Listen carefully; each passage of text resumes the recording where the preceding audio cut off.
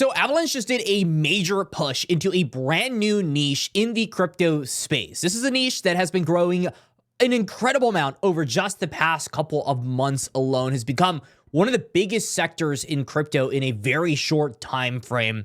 And as someone that in a gaming primarily channel has talked about gaming religiously, Avalanche is definitely something that I, of course, am working with, but also am very bullish on in terms of the amount of hours that I have gone ahead and put into their ecosystem. In fact, in just off the grid alone, I put about 125 hours worth of playtime in a relatively short period of time. Other creators beginning to go ahead and showcase Shatterline, a game by far away, also launching on Avalanche. There's a lot of reasons to be excited about the gaming side of Avalanche, but I find it interesting that now Avalanche is beginning to try to capitalize on this brand new niche. So I'm going to be talking about this major move from AVAX. If you enjoy the content, like and subscribe.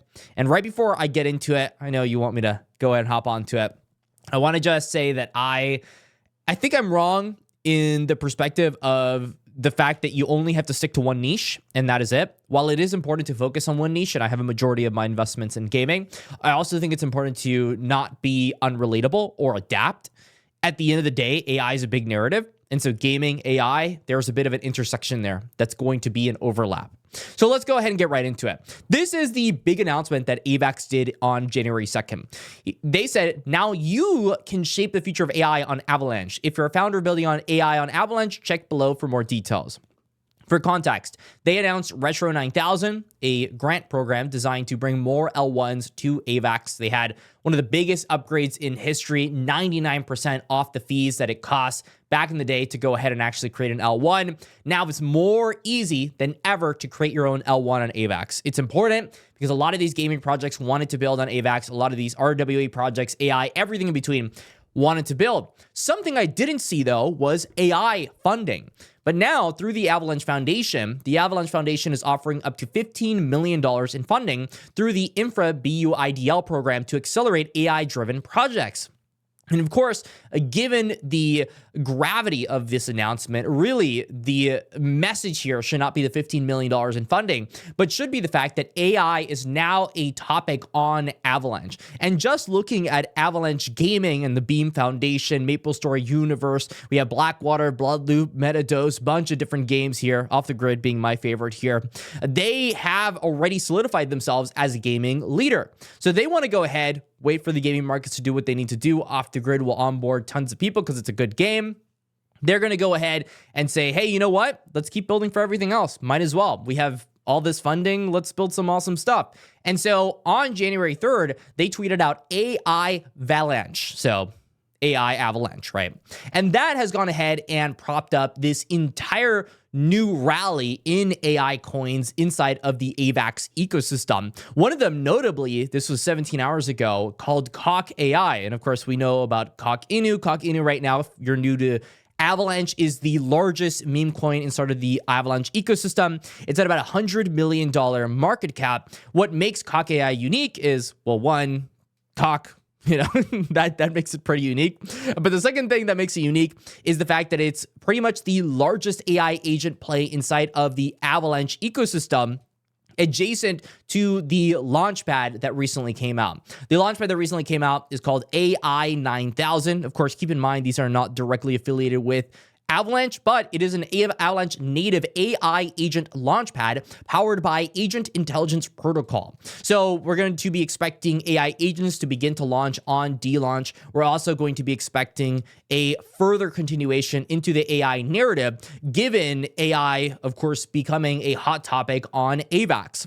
And that's kind of the big thing that's changed for AVAX, which is interesting to me because there's still other things that are going well for them in other sectors of crypto. For example, aside from Ethereum, Avalanche has held the highest market cap by network for the past 3 weeks for BlackRock's BUIDL fund. You could actually break it down on the exact numbers. Ethereum's got about $479 million.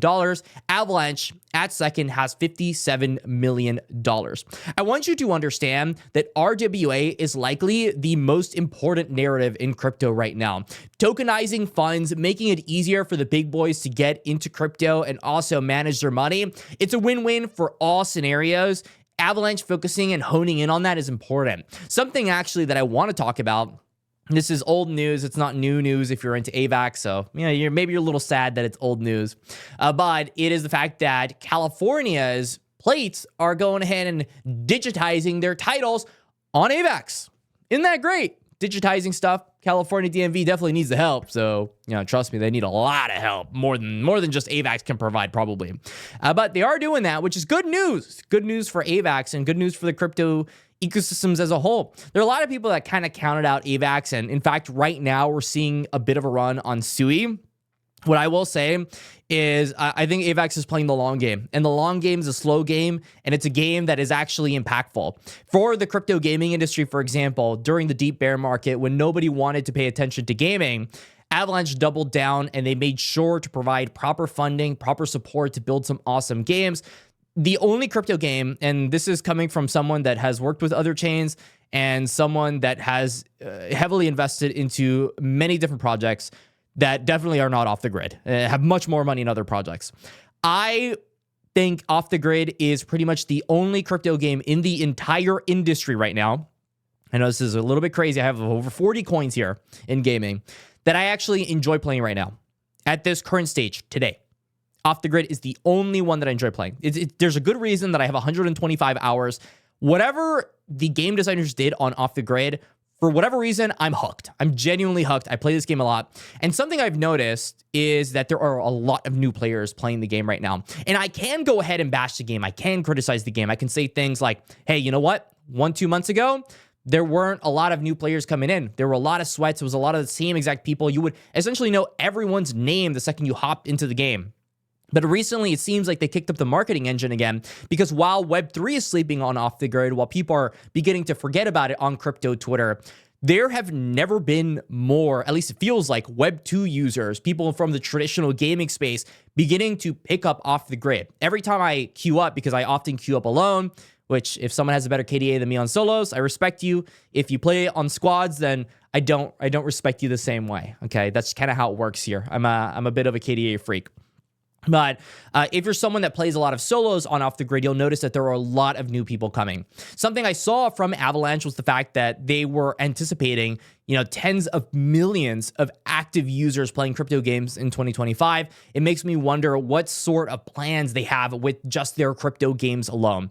Because the way I see it, MapleStory Universe, personally, I don't really play those kind of MMOs. I played MapleStory when I was a kid. I preferred Lineage. I preferred ArcAge. Black Desert, those were my games. It wasn't MapleStory. But I know there's a hyper, die-hard, loyal fan base that plays a metric ton of MapleStory that will absolutely appreciate the economy built. And I've seen creators like Inhuman begin to boast about the fact that MapleStory does understand and likely has the best crypto play-to-earn economy in the entire ecosystem. They make it very simple. They make it fluid. Now, I don't know because I haven't played the game, but that's kind of what I've heard. And of course, from my perspective, it's the other big AAA game, Off the Grid. Off the Grid, to me, has the best gameplay in the crypto space right now. Does it have optimization issues? Yes. Is it a little bit too diehard right now, and it still lacks the Battle Royale component? Sure. It absolutely is not a perfect game by any stretch of the imagination. But from my perspective, as someone that's put a ton of hours into it, it is easily the most competitive game to any Web 2 title out there. Any Web 2 title out there. And if you're someone that disagrees with me, all I want you to do is go on the Epic Games Store or on your Xbox or on your PS5 and look up Off the Grid and play it. Play a couple games, talk to some people, and tell me how you feel about it. But it seems like right now, the intersection of gaming and AI has never been more prevalent on Avalanche, which is why I, am continuously not only just positioning because I've bought into these assets, full disclosure, but I am thinking that, hey, AI is going to be a big narrative here for the AI-VALANCHE that is about to come. The crypto agents, the AI agents that have been coming out that have become just so big lately. I mean, you look at AI memes, they are huge right now. Absolutely huge. That's interesting. Cock AI is trending. But they're absolutely huge right now. Virtuals alone, I think, is like, what, a $6 billion? No, okay. I'm going too far. $4 billion market cap. When it was at its highs, it was almost, $5 billion? It's crazy. Virtuals is the AI agent funnel. Pretty much, they're the ones that make it possible, and they have become enormous. AI agents, I still think, are early. I believe there will perhaps be a top 10 currency out there that has something to do with AI agents. So while some may argue that Avalanche is late in getting into the AI agent game, there are many chains that haven't even begun to explore AI agents. So we'll see how this pays off for Avalanche. At the end of the day, none of this is financial advice. I'm not telling you to buy, sell, hold, anything in between. Just covering the news. Stay classy, and that's all.